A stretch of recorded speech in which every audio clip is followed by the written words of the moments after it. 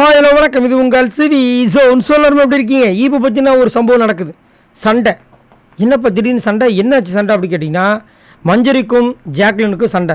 எதுக்காக சண்டை அப்படின்னா, ப்ரொவிஷன் டாஸ்க் முடிஞ்சிச்சு. அந்த அமௌண்ட்டை வச்சு தான் வந்துட்டு அந்த ப்ரொவிஷன்ஸில் வாங்கணும்னு சொல்லிட்டு உட்காந்துருக்காங்க. இந்த வாட்டி யார் யார் இருந்தாங்கன்னா, தீபக் அண்ட் ஜாக்லின். பின்னாடி இருக்கவங்க வழக்கம் போல் வந்து இதை பண்ணு அதை பண்ணு சொல்லிட்டு இருக்காங்க.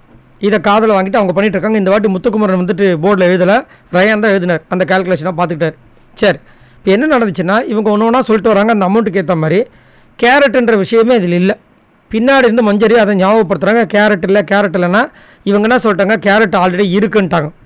இவங்க திரும்பவும் பார்க்குறாங்க, பார்த்துட்டு இல்லைன்னு சொல்கிறாங்க. இவங்க கண்டுக்கு வேலை கொஞ்ச நேரம் கம்முண்டுங்கன்னு சொல்லிட்டு கத்தி விட்டாங்க. அவங்களுக்கு செம்ம டென்ஷன் ஆகிடுச்சு, விட்டாங்க.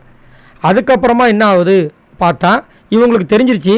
இவங்க வந்து என்ன சொல்கிறாங்க, ஜாக்லின் அருணை தான் பிடிச்ச முயலுக்கு 3 கால் இவர் வந்து நிற்கிறாரு, அடமட்டா நிற்கிறாருன்னு சொல்கிறாங்களே. இப்போ இவங்க வந்து முதல்ல வந்து கேரட் இருக்குன்னு சொன்னவங்க கடைசியில் அங்கே செக் பண்ணிட்டு கேரட் இல்லைன்னா ஐயோ சாரின்னு சொல்லியிருக்கலாம். அதுக்கு என்ன பண்ணுறாங்க, அதுக்கு சாரி கேட்காம, ஏன்பா வாரம் ஃபுல்லாக வந்து பால் குடிக்கணும்ல, ஏன் பால் இருந்துட்டு போடுமே, இப்போ கேரட்லாம் என்னென்ன அப்படின்னு கத்துறாங்க.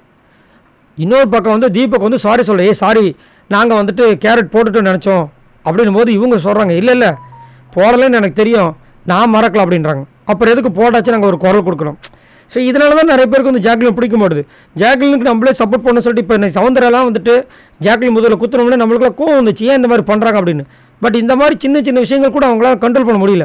அதுக்கப்புறம் தனியாக வந்து முத்துக்குமரன், மஞ்சரி, ஜாக்லின் 3 பேர் பேசும்போது அப்பயும் ஒத்துக்க மாட்றாங்க. நீங்கள் ஒரு நாள் அங்கே உட்காந்து பாருங்கள், அப்போ உங்களுக்கு தெரியும். பின்னாடி இருந்து ஒரு மாதிரி சவுண்டு ஒரு மாதிரி நாய்ஸ் வருது அப்படிங்கும்போது அவங்க சொல்லிட்டாங்க, இல்லை நான் எதுக்காக சொல்கிறேன்னா, நீ வந்துட்டு உன்னோட இடத்துல, நீ என்னோட இடத்துல இருந்தில்ல, உன்னோட இடத்துல நீ அங்கேருந்து பேசும்போது கொஞ்சம் யோசிச்சுப்பார், அப்போ தான் அது வந்து தெரியும். இல்லைனா இதை கண்டிப்பாக வேறு மாதிரி போகும், உனக்கு தான் பேர் கெட்ட பேர் வரும்ன்ற மாதிரி அவங்க சொல்லி அதை அவங்க பெருசுப்படுத்தலை. பட் இருந்தாலும் ஜாக்லின் பேசுகிறது கொஞ்சம் டூ மச்சாக தான் இருந்துச்சு.